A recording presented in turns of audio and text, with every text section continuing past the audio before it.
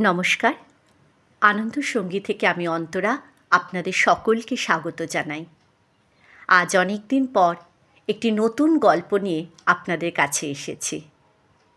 সেদিন এই সময় পত্রিকা রবিবারওয়ারিতে আমি এই গল্পটি পড়েছিলাম। বেশ ভালো লাগলো। মনে হলো আপনাদের সাথে গল্পটা শেয়ার করি। গল্পটির নাম সংসার, লেখক দীপ ঘোষ। বন্ধুরা, আমি এই গল্পটি দুটি ভাগে পড়ব। আপনারা কিন্তু আমার সাথে থাকবেন। আর যদি গল্পটি ভালো লাগে তাহলে আনন্দ সঙ্গী চ্যানেলটি সাবস্ক্রাইব করে দিতে ভুলবেন না। তাহলে শুরু করছি আমার আজকের গল্প সংসার। সংসার ব্যাপারখানা বোধহয় খানিকটা জলের মতো, যেরকম পাত্রে থাকে সেরকমই আকার নেয়। এই যেমন আমার বাবা মা আর আমি থাকতাম একখানা 1.5 কামরার বাড়িতে। উঠোন খানিকটা চওড়া, উঠোন পেরিয়েই কলঘর। বাবা মা চুটিয়ে সংসার করত। বাবা বাজারে যেত, ফিরে আসতো ব্যাগের তলানিতে কিছু সস্তার সবজি আর চালানি মাছ নিয়ে। মা রাঁধত। বাবা বাগানে লতানে গাছগুলোর জন্য মাচার বন্দোবস্ত করত। তারপরে বাবা খেতে বসত। মা ভাত বেড়ে দিয়ে জিজ্ঞেস করত, আর কিছু লাগবে? খেয়ে দিয়ে স্নান সেরে বাবা অফিসে যেত। তার খানিকক্ষণ পরে মা আমায় স্কুলে দিয়ে আসত। স্কুল থেকে আমি বাড়ি ফিরে যাওয়ার সময় বেশ কয়েক ঘন্টা পরেই বাবা ফিরত। তখন আবার মা আমাকে নিয়ে পড়াতে বসেছে। বাবা পাড়ার ক্লাবে যেত। দুর্গাপুজোর ক্যাশিয়ার ছিল কি না। প্রায় সারা বছর ধরেই হিসেব কষত। আমাকে পড়ানো আর তার অছিলায় মারধর মিটলে মা রুটি করতে যেত। বাবা মা আর আমি রাতের খাবারটুকু একসঙ্গেই বসে খেতাম। তারপরে ঘরের তক্তপোষে আমি আর মা শুতাম, আর বাবা ঘরের বাইরে 8খানা যে ঘর ছিল সেখানে খাটিয়া পেতে শুতো। আমার কাছে সংসার বলতে ছিল এমনটাই। তারপর জীবনে সিনেমা নামক বস্তুটি এলো। ভালো লাগা আর ভালোবাসা যে কী অপূর্ব ব্যাপার খানিক আন্দাজ করলাম। আর আন্দাজ করা মাত্রই ভেবে দেখলাম, বুলটিদিকে আমার অমনই তো ভালো লাগে। বুলটিদির বাবা ভ্যান চালায়, মা লোকের বাড়ি কাজ করে। ওর বড়দিকে ঝগড়া ছাড়া কোনো দিনই অন্য কিছু করতে দেখিনি। হয় কলতলায় বালতি বসিয়ে ঝগড়া করছে, না হলে পাড়ায় চাঁদা নিয়ে ঝগড়া করছে। কখনো দড়িতে জামা কাপড় মেলা নিয়েও ঝগড়া করছে। আর কিছু না পেলে বাড়িতে বোনের কিংবা মায়ের সাথেই ঝগড়া করছে। কিন্তু বুলটিদি যেন পিঠের কাছে ডানা লাগিয়ে এ পাড়া থেকে ও পাড়া প্রজাপতির মতো উড়ে বেড়ায়। মাঝে মধ্যে আমাকেও সঙ্গে নিয়ে যায়। বুঝতে পারি অনেক প্রেমের ক্ষেত্রে বুলটিদি পিয়নের কাজ করে।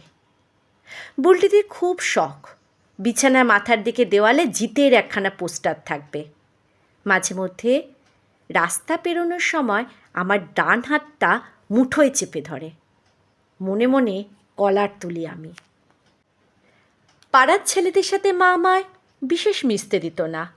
মায়ের ধারণা ছিল তাদের সাথে মিশলেই খিস্তি খেউড় শিখব, নেশা ভাঙ করব, সর্বোপরি বকে যাব। তাই মাও আমাকে ভিড়িয়ে দিত বুলটিদির সঙ্গেই। বুলটিদি আমাকে লাফদড়ি খেলা শিখিয়েছিল। বিকেলবেলা প্রায় ওর বোন আর বান্ধবীদের সঙ্গে আমি উঠোনে ছক কেটে কিতকিত খেলতাম। এখন অবশ্য সে কথা মনে পড়লে হাসি পায়। তবে সেসব বিকেল নিজেকে ভীষণ সুখী মনে হতো। আমার কাছে বুলটিদি আছে যে। কিন্তু কোনো সুখী বেশি দিন টেকে না। আমি তখন ক্লাস 7, বুলটিদি মাধ্যমিক দেবে। হঠাৎ পাড়ায় হইচই শুনলাম, বুলটিদি নাকি পাশের পাড়ার সঞ্জুর সঙ্গে পালিয়ে বিয়ে করেছে। স্কুল থেকে ফিরে অনেকক্ষণ মুখ ভার করে বসেছিলাম। আমি বুলটিদির এত কাছে, তবু এই এত বড় সিদ্ধান্তটা নেওয়ার আগে একবারও জানালো না। তাছাড়া আমি যে বুলটিদিকে ভালোবাসি তার এক বর্ণও কি বোঝেনি কখনো। আয়নার সামনে দাঁড়িয়ে দেখলাম আমার চোখ দিয়ে টস টস করে জল পড়ছে। মুছে দিলাম, মা দেখলে কৈফিয়ত চাইবে। ততদিনে এটুকু বুঝেছি, ভালোবাসার কথা মাকে জানানোর মতো বিড়ম্বনা দুনিয়ায় দুটো নেই। চোখ মুছে ফেলতেই আমি কেমন যেন উদার হয়ে গেলাম। বয়সও বেড়ে গেল খানিকটা। নিজেই নিজেকে সান্ত্বনা দিলাম, বুলটিদি ভালো থাকবে, এই তো অনেক। কিন্তু সে সান্ত্বনা বেশি দিন টিকল না। পালিয়ে বিয়ে করা 3 দিনের মাথায় ফের পাড়ায় হইচই। লোকের জটলায় আড়ি পেতে যেটুকু বুঝলাম, বুলটিদি গলায় দড়ি দিতে গেছিল।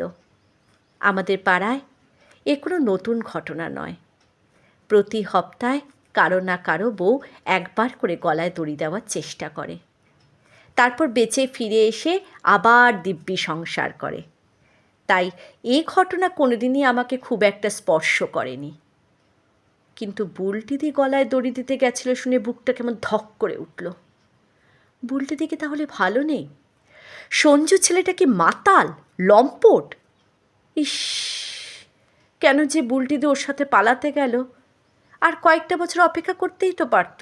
আমি একটা চাকরি পেলেই বিয়ে করে নিতাম, তারপর আমাদের চমৎকার এক সংসার হতো। আমি ব্যাগ ভর্তি করে বাজার নিয়ে বাড়ি ফিরতাম, বুলটিদি রাঁধত, ভাত বেড়ে দিত।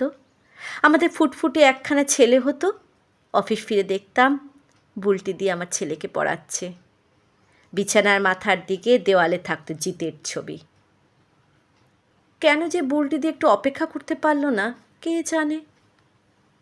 যাকগে, তারপর বেশ কয়েক বছর ভালোই কাটল। মধ্যিখানে রাজ্যে ও কেন্দ্রে সরকার বদলালো। আমার মাধ্যমিক হলো, উচ্চ মাধ্যমিক হলো। বুলটিদি মেয়ের কোলে ফের আরেকখানা মেয়ে হলো। 4 বছর আমি হলদিয়ায় ছিলাম। ওখানে একখানা বেসরকারি ইঞ্জিনিয়ারিং কলেজে পড়াতাম। সেই সময়টা পাড়ার কী হয়েছে না হয়েছে একেবারেই খবর রাখতে পারিনি। 4 বছর পর ফিরে এসে দেখলাম পাড়াটা বেশ বদলে গেছে। বাবা আর দুর্গাপূজা ক্যাশিয়ার নেই। পুজোর আচার অনুষ্ঠানে বিস্তর খরচ আর ভাসানের ডিজে করতে বললেই কিপটেমি। অল্পবয়সী ছেলেপুলেদের কেউই ব্যাপারটা ভালোভাবে নেয়নি। লোককে ধারে মাল দিতে সুকুমারদের মুদিখানা দোকানের গণেশ উল্টেছে। খোকনদা আগে লুকিয়ে চুরিয়ে ব্ল্যাকে মদ বিক্রি করত। ইদারিং তার পসার আর সাহস দুই বেড়ে গেছে। কানাঘুষোয় যেটুকু শুনলাম, একটা জিনিসই এ পাড়ায় বদলায়নি, তা হলো মেয়েদের ভাগ্য। বুলটিদির বর মাতলামির সঙ্গে সঙ্গে বউ পেটানোও শুরু করে দিয়েছে। আর এই 4 বছরে বুলটিদি প্রায় 6.5 বার গলায় দড়ি দেওয়ার চেষ্টা করেছে। মাকে জিজ্ঞেস করেছিলাম, 6.5 বার কেন? মা খুব স্বাভাবিকভাবেই উত্তর দিয়েছিল, 6 বার তো শাড়ি ঝুলিয়ে ফেলেছিল, সবাই দেখেছে। কিন্তু একবার টুলের ওপর উঠে সিলিং ফ্যানে কিছু একটা করছিল কাপড় দিয়ে। মানে? মানে ঠিক বোঝা যায়নি। গলায় দড়ি দিচ্ছিল কিনা। বলেছে নাকি পাখায় খুব ধুলো জমেছিল, তাই মুছতে উঠেছিল। কি জানি বাপু, আমার তো বিশ্বাসই হয় না। মাকে আর কিছু বলতে পারিনি। ফ্যাল ফ্যাল করে চেয়েছিলাম। তখনও ফের সংসার করার ইচ্ছা জেগেছিল। বেশ অনেকগুলো বছর পর। বুলটিদির মতো মেয়েকে কেউ কিভাবে খারাপ রাখতে পারে? বন্ধুরা, আজ এই পর্যন্ত। কাল আবার বাকি অংশ নিয়ে আপনাদের কাছে আমি আসব। নমস্কার।